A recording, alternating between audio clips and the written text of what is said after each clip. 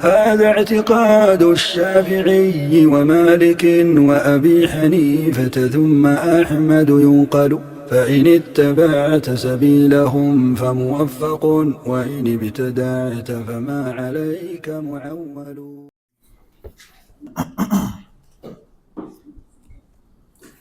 بسم الله الرحمن الرحيم.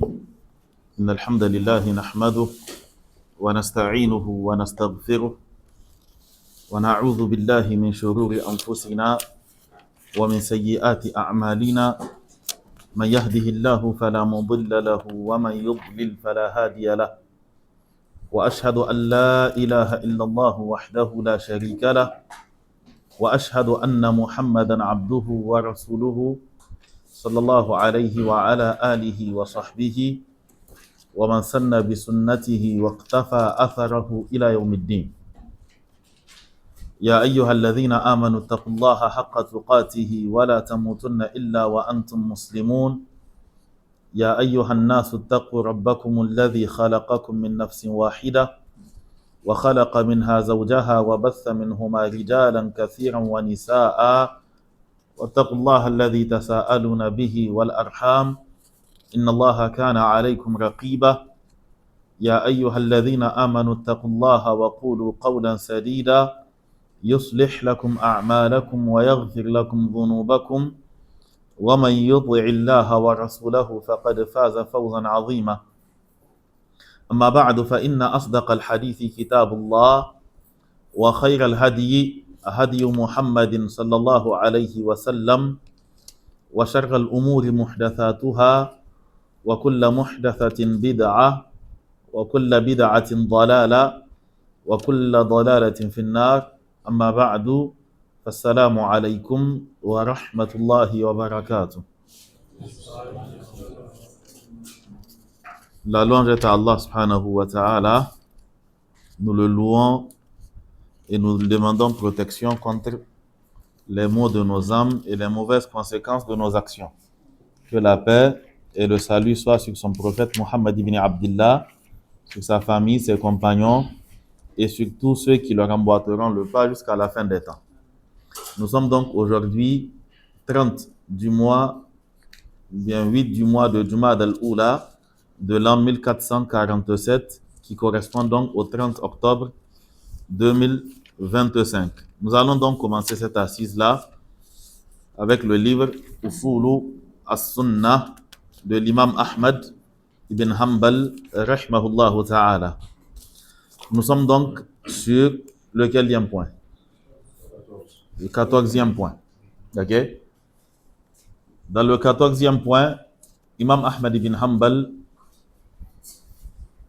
il nous parlera donc de la mas'ala qu'on appelle ar-ru'ya, ay ru'yatullahi. Il nous dit, rahimahullah ta'ala,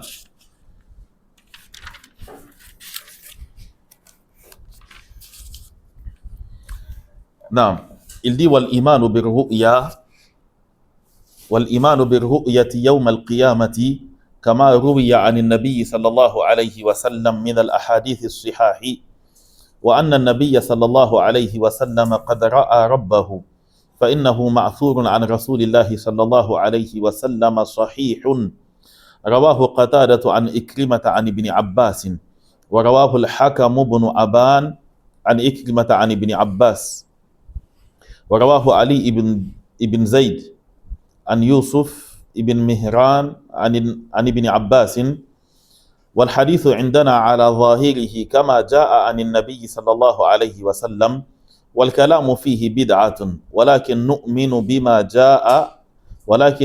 به كما جاء على ظاهره ولا نناظر فيه أحدا.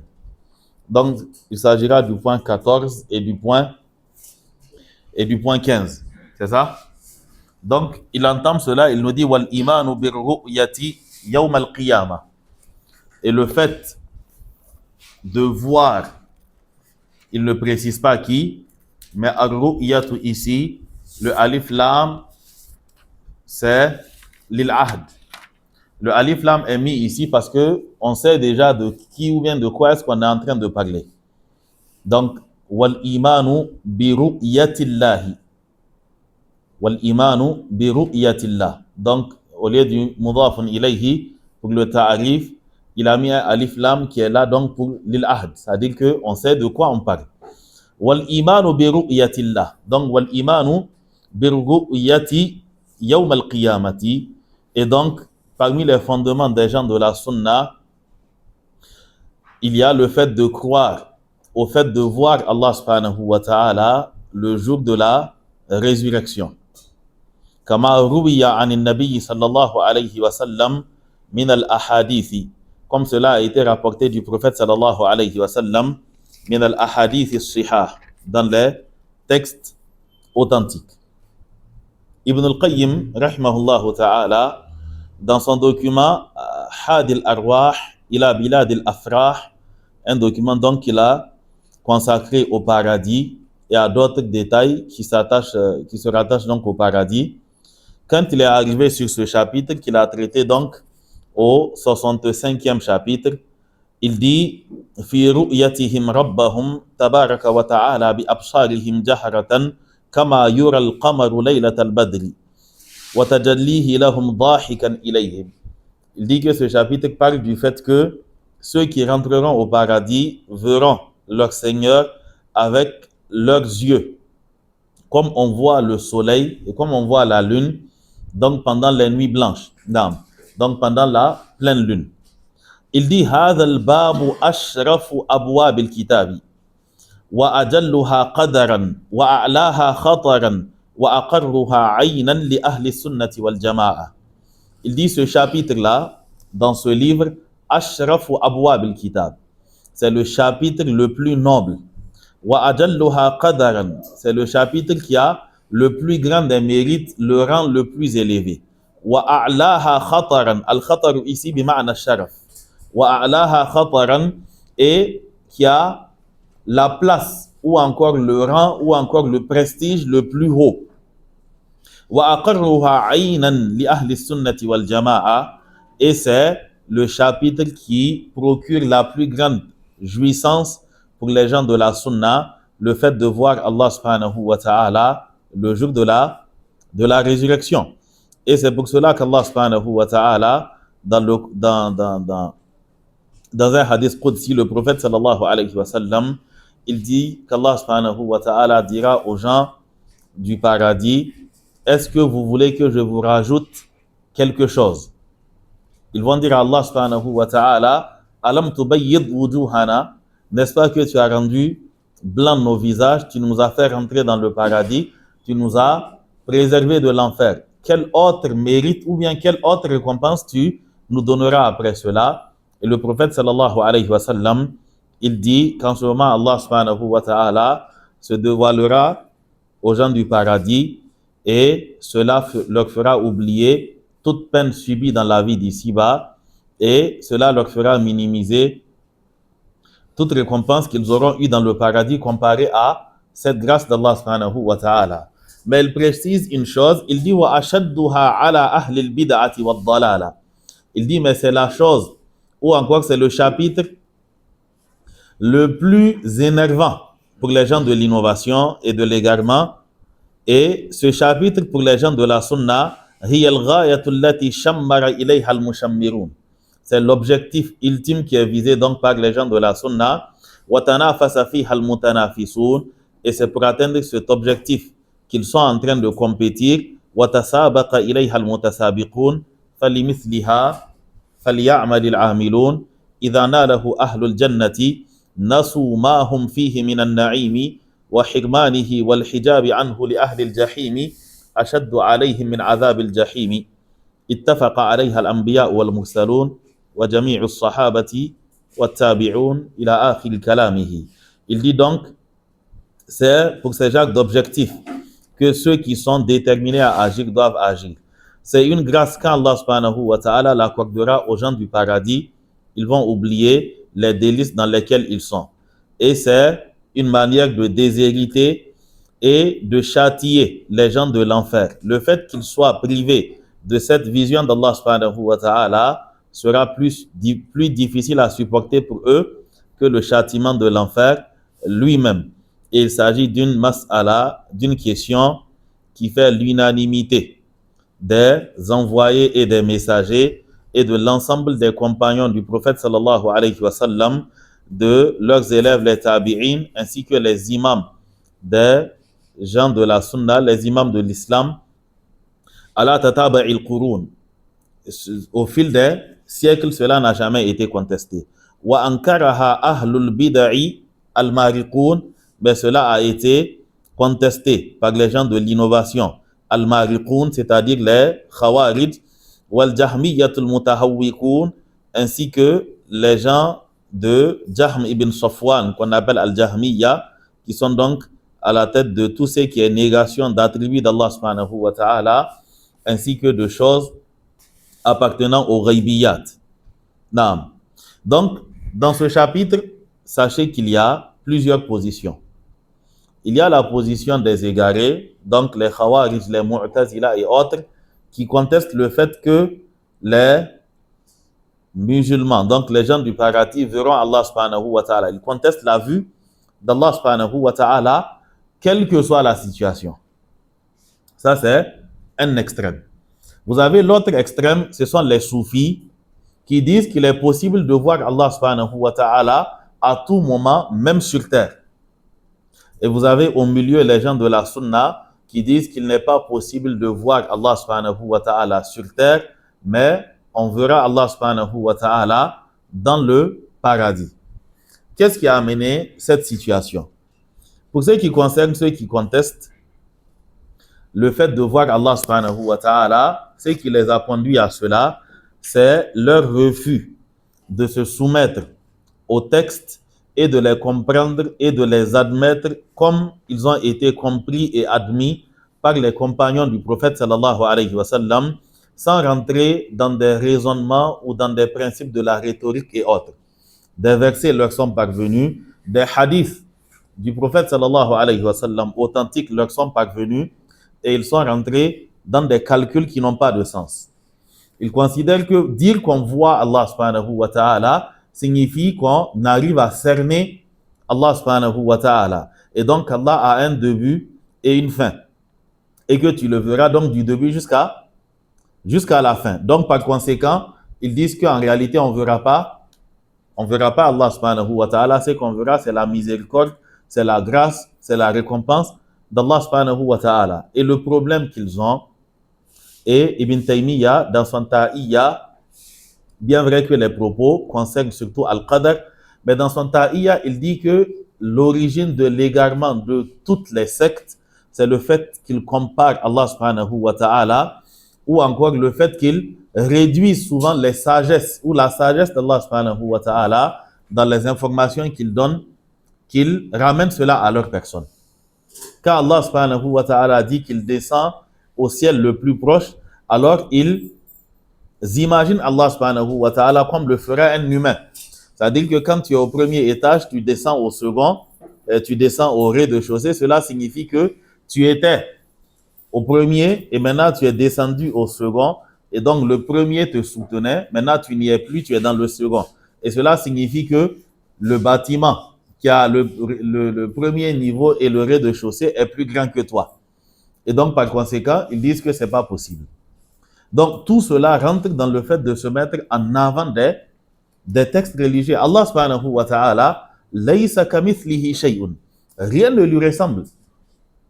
Tes lois de la physique, tes principes de la gravité, tes principes d'orientation et autres, ça ne concerne pas Allah subhanahu wa ta'ala. Les contraintes auxquelles toi, tu es soumis en tant que créature ne concernent pas Allah subhanahu wa ta'ala. Laysa kamithlihi shay'un.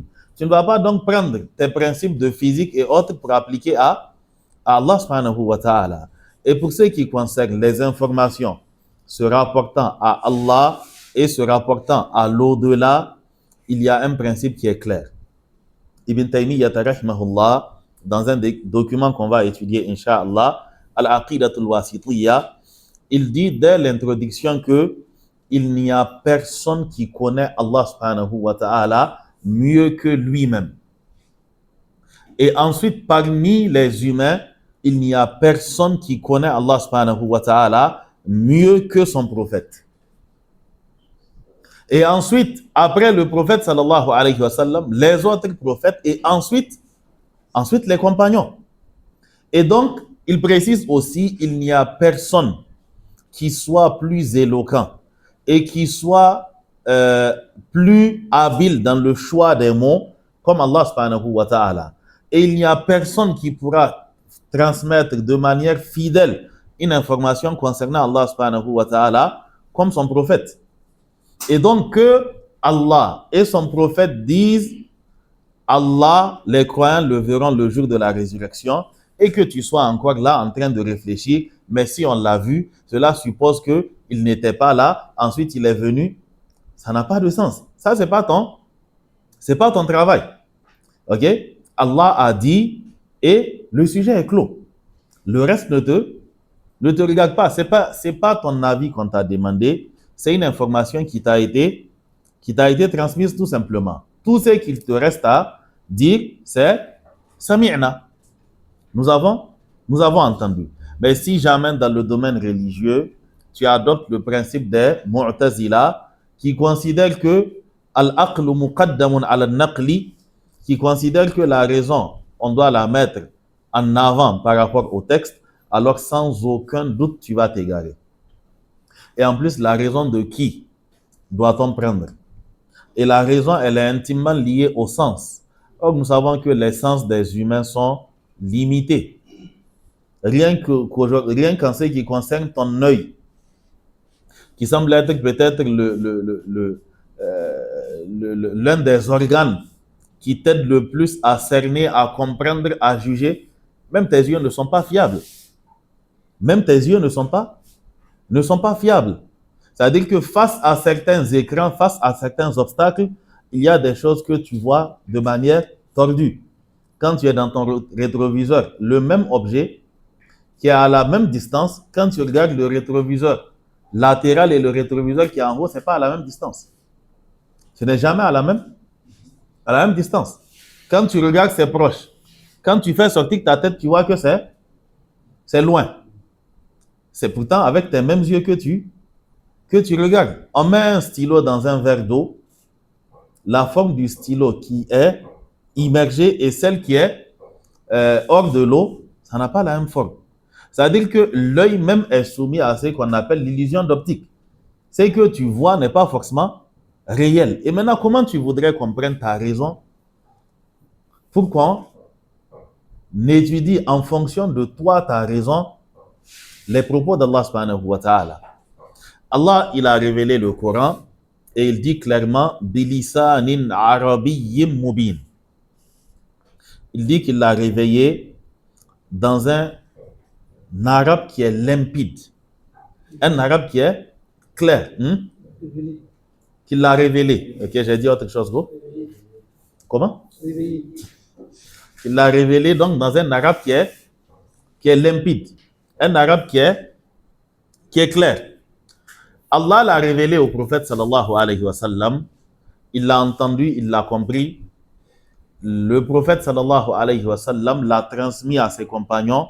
Ils ont entendu, ils ont compris et ils ont transmis cela à leurs élèves et ainsi de suite. Personne ne s'est posé la question, mais et si? C'est-à-dire que personne n'est rentré dans ces débats. Mais avec le temps, des gens sont venus et ils se sont crus plus malins et plus intelligents et plus éclairés que les premiers musulmans. Et donc, ils se sont dit qu'il serait trop facile de prendre les textes et d'y croire ainsi. Ils se sont dit que c'est trop facile. Il faudrait qu'on analyse la profondeur des choses. Et ils sont allés tellement en profondeur qu'il leur a été impossible de remonter à la surface. Ils se sont eux-mêmes retrouvés à une profondeur où c'était des ténèbres. Mais en ce moment, quand tu essaies de remonter, ça veut dire que tu ne remontes jamais avec toute ta tête. Ce qui fait que ceux qui se sont plongés dans l'égarement, même après s'être repentis, il y avait encore des séquelles. Parce que le cerveau humain, ça veut dire que souvent il y a des bugs. Quand il s'habitue à suivre un trajet bien précis, il suivra toujours ce trajet-là. Quand tu t'habitues, par exemple,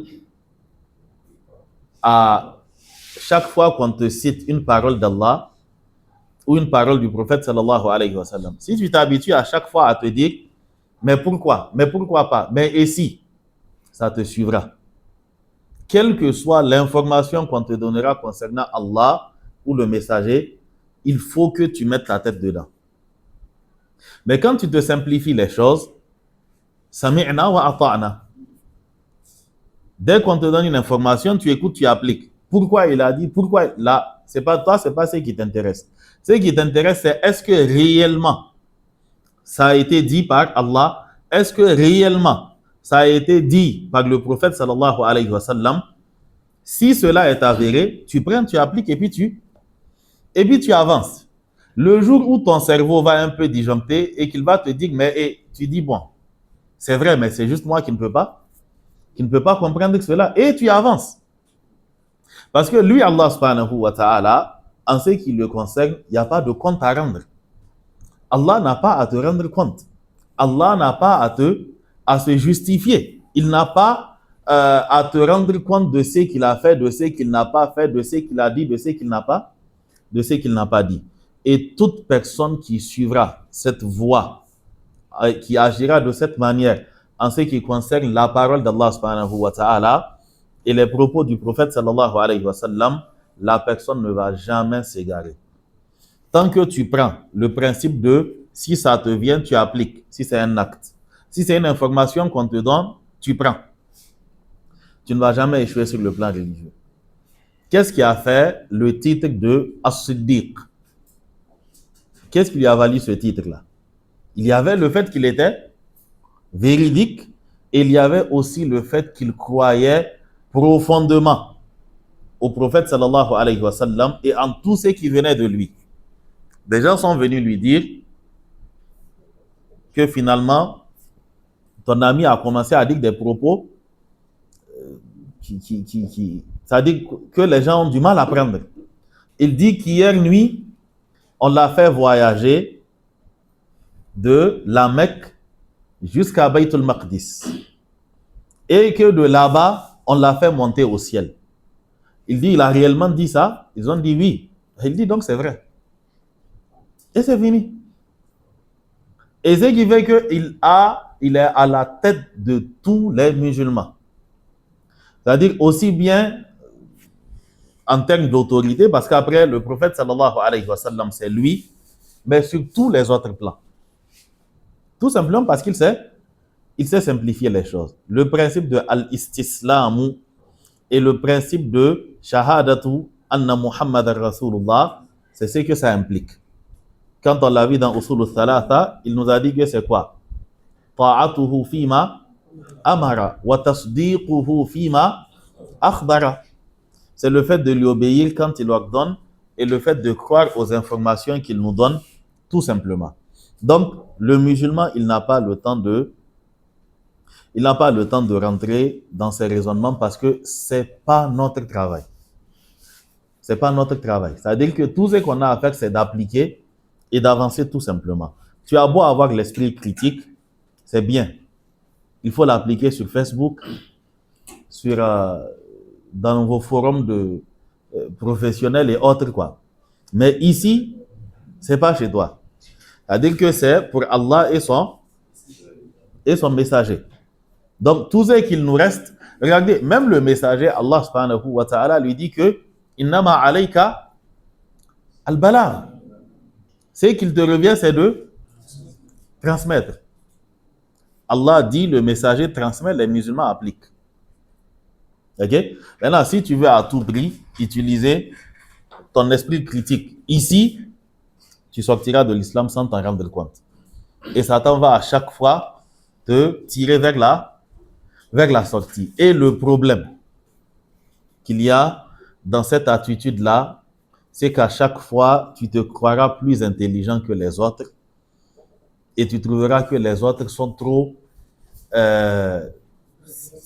faibles d'esprit, okay? Qu'ils ne réfléchissent pas en profondeur. Maintenant, c'est dans ça, tu vas te rendre compte que tu vas t'égarer et être plus ridicule que la vieille qui est dans l'islam depuis longtemps. C'est-à-dire que sa fitra fait que sa foi en Allah est plus limpide que toi qui te crois éclairé. Comme une vieille dame à qui on a montré un de ces grands mutakallimoun, Ahlul Kalam. C'est-à-dire l'un de ceux qu'on considère comme étant les illuminés, quoi. Bon, illuminés, pas des complotistes, je parle de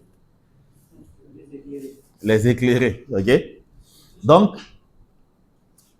on lui a montré la dame, et on a montré donc le soi-disant chèque à la dame, et on lui a dit que cet homme-là, il a alfu dalilin. Il peut te prouver par 1000 tournures qu'Allah existe. La dame pose la question, Afillahi shakkun. Est-ce qu'il y a un doute concernant Allah pour qu'on vienne s'asseoir et qu'il me prouve par 1000 arguments que Allah existe? Dans cette étape, on l'a dépassé. Mais sauf que les mutakallimoun ne l'ont pas dépassé. C'est-à-dire que les innovateurs d'entre les Mu'tazila et autres, ils n'ont pas dépassé ce niveau des choses-là. Parce qu'ils disent que awwalu ma yajibu ala al-mukallafi ash-shakku. Là, dans Akhdari, on nous a dit que awwalu ma yajibu ala al-mukallafi, c'est tashihu imanihi. Ok. Lui, ils disent que la première chose obligatoire pour le croyant, c'est le doute. C'est-à-dire le raisonnement cartésien, quoi. Ok? C'est-à-dire qu'à la base, tout ce qui est invraisemblable est faux, quoi. Donc, il faut exposer tout au doute. Ce qui subsiste après le doute, c'est cela la vérité. Donc, ils disent que la première des choses qui soit obligatoire pour celui qui a atteint l'âge de la puberté, c'est de tout remettre en cause. Et maintenant, d'établir les choses une à une. D'établir les choses une à une. Donc, maintenant, il faut prouver qu'Allah existe. Ok? Il faut procéder par tel raisonnement, tel autre raisonnement. Ok? Et ensuite, maintenant, il faut arriver à prouver la nature logique, ou bien par un raisonnement logique, le fait qu'il y ait des gens qu'on appelle les prophètes. C'est dans ça que certains d'entre eux sont arrivés à la conclusion que tout le monde peut devenir prophète, c'est-à-dire à travers beaucoup d'actes, beaucoup de... Ok? Ce sont généralement des choses qu'on retrouve dans les documents de Al-Milal ou Al-Nihal. Ok? Que ce soit chez les Mu'tazila, que ce soit chez les Asha'ira et d'autres groupes qui ressemblent donc à ces groupes-là. C'est-à-dire que le problème, à ça, souvent, personne ne leur a confié cette tâche. Ils se sont eux-mêmes adonnés à cette tâche-là et ils se sont égarés seuls en pensant être en plein dans la guidée. Et ce sont des tendances et des méthodologies d'analyse des textes qui vont et qui viennent. C'est-à-dire qu'à chaque siècle, vous aurez forcément des courants ressemblant à ces courants-là, ok, à plus de 90%. Vous avez maintenant des gens qui sortent, des gens qui sortent et qui disent que pour ce qui concerne les textes, tout comme les Mu'tazila étaient sortis, ils disent que pour ce qui concerne les textes, le fait de garder les textes dans leur format originel, avec une interprétation du 1er siècle, du 2e ou du 3e siècle de l'islam, ils disent que cela est impossible. Et donc, il faut placer les textes dans leur contexte. C'est beau, c'est-à-dire que ça fait un rime. Ok, donc il faut faire texte dans contexte. Donc, tu prends un texte et puis maintenant, tu essaies de mettre les textes dans son contexte. Si tu prends cette voie-là, c'est-à-dire que tout comme tu as mis le texte dans le contexte, c'est-à-dire que ta foi aussi, tu vas l'enfermer quelque part et puis tu vas avancer sans ça. Ce n'est pas ce travail qui t'a été confié. La seule tâche qui t'a été confiée, c'est d'appliquer ce qu'on t'a révélé. Si ça te convient. Si ça ne te convient pas, tu trouves que c'est dépassé, laisse tomber.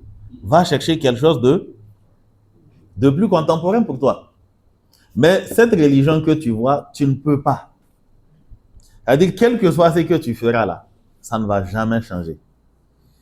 Et quel que soit ce que tu feras, sache que Allah subhanahu wa ta'ala va te montrer à quel point tu t'es ridiculisé avant la fin de ta vie.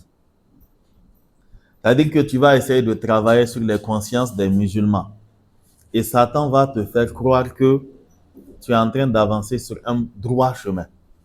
Je ramène à chaque fois l'exemple de certains prédicateurs francophones, à l'image de Tariq Ramadan, à l'image de Hassan Iquisen et d'autres. Ok? Qui ça? Bon, sous c'est autre chose. Badjgafi, les Timéra, ça c'est le high level quoi. Légalement, ils ont atteint, c'est un autre niveau. Ok? Bien vrai que Tariq aussi n'est pas négligeable quoi. Parce que dans tous les cas, il fait partie des précurseurs de cette tendance-là dans le monde francophone. Ils ont passé des années en train d'essayer de faire deux travails en même temps. Montrer aux mécréants que l'islam est compatible avec leur société et demander aux musulmans à leur niveau aussi, c'est-à-dire d'adoucir un peu leur position, d'alléger les choses, de faire évoluer les mentalités. Maintenant, posez-vous la question, sur lequel de ces deux plans il a réussi? Les mécréants lui ont tendu un piège. Ok? Ils étaient certainement au courant du fait qu'il n'y a pas eu viol.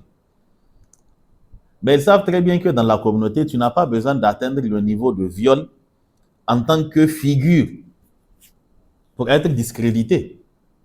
Le simple fait que ton avocat sorte et qu'il nous dise que ce n'était pas un cas de viol, mais que les deux parties étaient consentantes.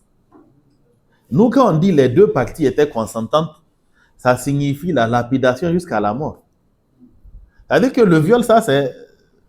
On n'a pas besoin d'arriver là-bas pour que tu sois discrédité. Le simple fait que ton avocat sorte et qu'il dise que non, il a été piégé, en réalité, c'était des rapports entre deux adultes qui étaient consentants. Bon, ok, ils étaient consentants. Mais tu es tombé, c'est fini. Après ça, personne ne l'invite. Personne ne l'invite. Les associations de l'Afrique de l'Ouest et autres qui l'invitaient, personne ne peut l'inviter. Personne. Et en ce qui concerne l'évolution des mentalités chez les musulmans se sont dit que donc en réalité, l'évolution des mentalités en question, voici ce à quoi ça conduit. Parce que parmi les choses qu'ils faisaient, il y avait le fait de pousser les gens à minimiser certains péchés. Vous allez voir que tous ceux qui s'accrochent aux conférences de Tariq Ramadan, il y a un laisser-aller en ce qui concerne le contact avec le sexe opposé. Ok, on développe des contextes, relations entre frères, relations frères-sœurs. Et ensuite des versets, wal mu'minuna wal mu'minatu ba'duhum awliya'u ba'd. Ça, c'est dans ce contexte-là. Jacques, toi et la femme de quelqu'un, vous êtes... Hein? On parle de jinsul mu'minin et jinsul mu'minat. On ne parle pas de toi, al-mu'minu, al-fard et elle seule, et que vous êtes des awliya ou ba'duhum. C'est pas possible. On parle les croyants et les croyantes. Les deux catégories sont alliées. Les deux catégories se soucient les uns des, c'est-à-dire l'une de l'autre. Mais pas que vous allez vous fréquenter, ok, on rend visite à une soeur, on fait des visites tournantes, et c'était des pièges. Le mentor, vous voyez dans quoi il est tombé. Ok? Et d'autres adeptes aussi sont tombés dans ce genre de situation-là. Donc, cette logique de texte dans le contexte, il faudrait faire très attention. Les règles de l'islam restent les règles de l'islam.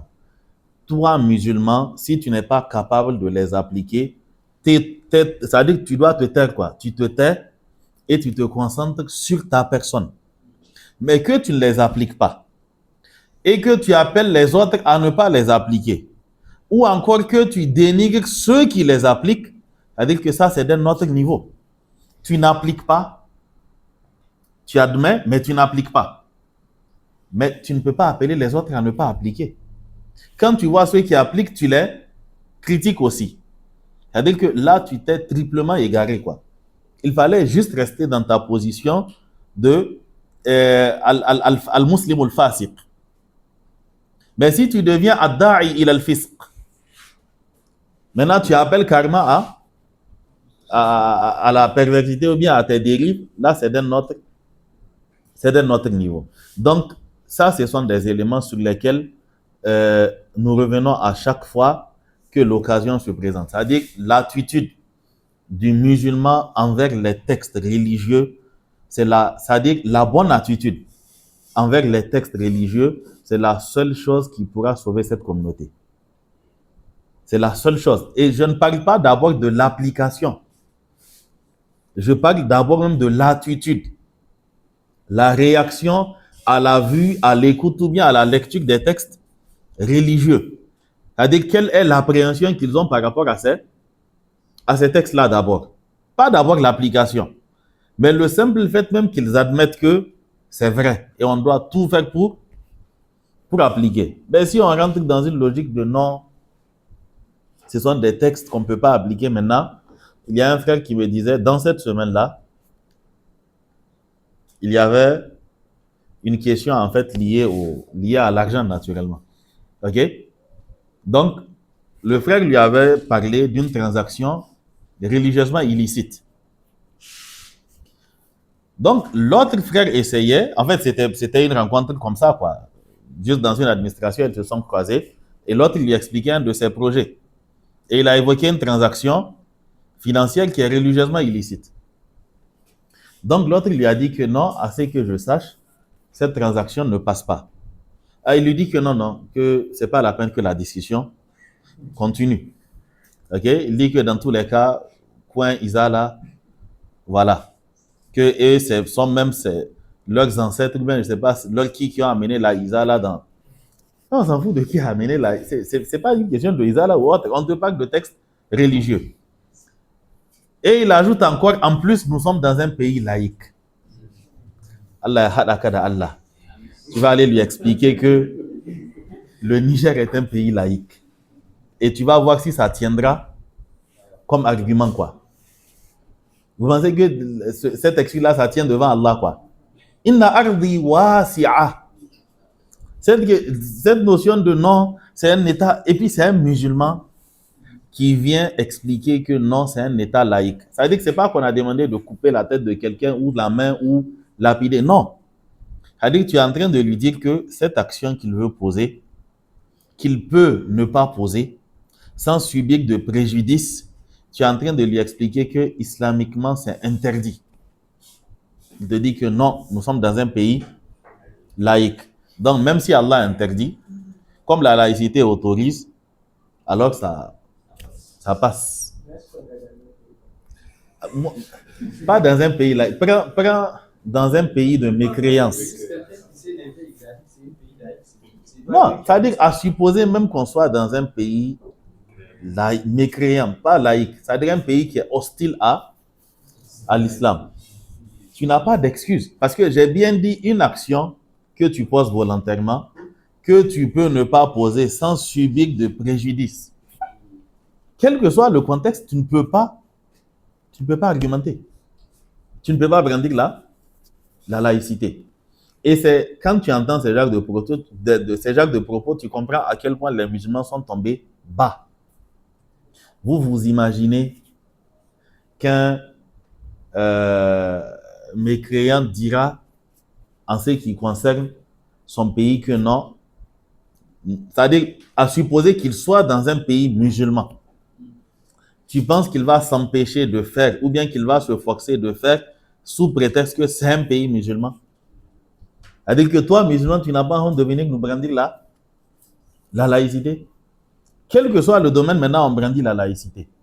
C'est-à-dire que tu es dans une classe, c'est ton école. Tu es dans une classe, tu décides que les filles auront leur rangée et les garçons auront leur rangée. On te dit c'est un pays laïque. Tu décides que les filles seront derrière et les garçons devant. on te dit que c'est un pays laïque. Tu décides qu'il y aura 2 entrées.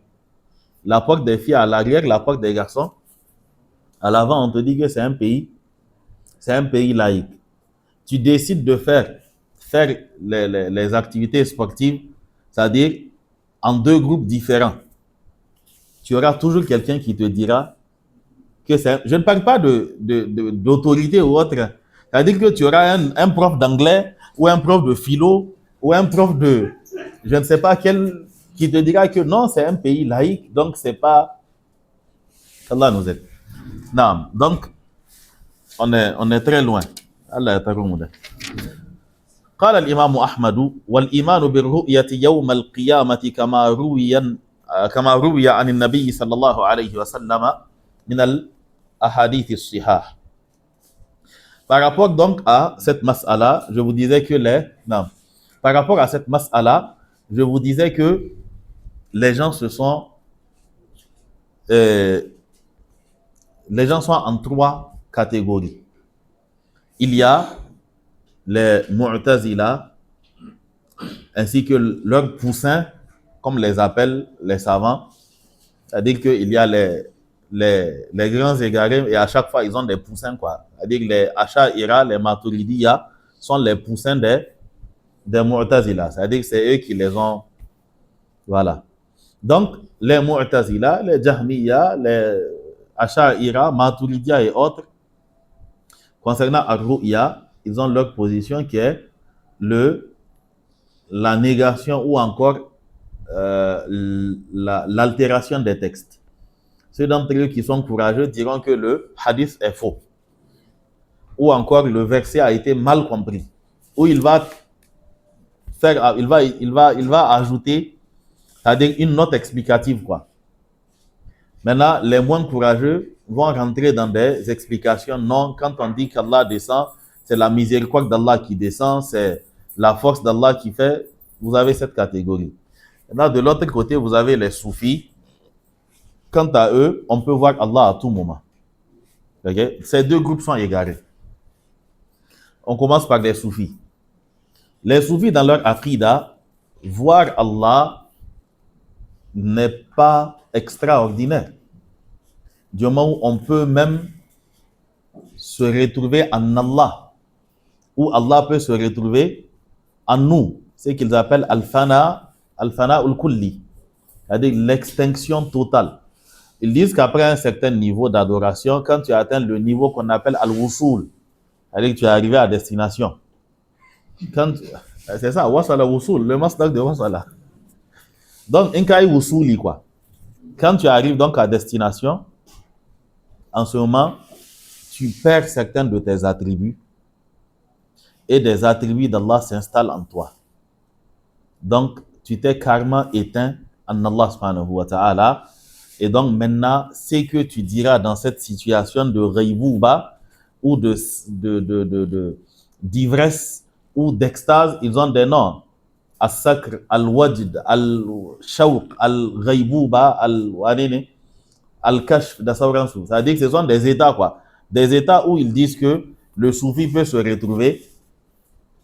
Et donc, en ce moment, ce qu'il dira, c'est pas lui qui parle. C'est Allah qui est en train de parler. Okay? Donc, lui, il considère qu'il y a même un niveau où Al-Hallaj, parmi les raisons pour lesquelles il a été exécuté, il y a le fait qu'il ait dit que Laysa fil jubbati illa Allah. On l'a appelé, il dit qu'il n'est pas là. Il dit que le seul qui se trouve dans ce boubou, c'est Allah. Lui, il n'est pas là, c'est Allah qui est là. Ou bien Ibn Arabi, lui aussi avec ses propos, qui rentre dans Wahdatul Wujud, dans Al-Ittihad, Al-Hulul et tout ce qui va dans ce chapitre-là. Maintenant, certains d'entre eux, ils te racontent carrément leur rencontre avec Allah subhanahu wa ta'ala. Vous avez dans la Qadiriyya une histoire comme ça qu'on raconte. Une histoire qui a eu lieu entre Allah, Abdul Qadir al-Jilani et certains anges. Okay? Ils disent que ce jour-là, il y a eu dispute Il y a eu palabre dans l'au-delà. Qu'est-ce qui s'est passé? Un des adeptes de Abdul Qadir al-Jilani est décédé.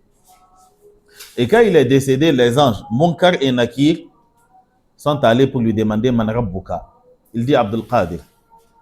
Man Nabiyuka. Il dit Abdul Qadir. Donc les anges ont dit qu'ils vont le tabasser naturellement. Ils disent qu'ils vont le tabasser. Donc en ce moment, nous ne savons pas par quel canal, Abdul Qadir est apparu dans la tombe. Et il leur dit que, mais si lui, il ne sait pas, c'est mon élève, moi je sais, Man Rabbuka.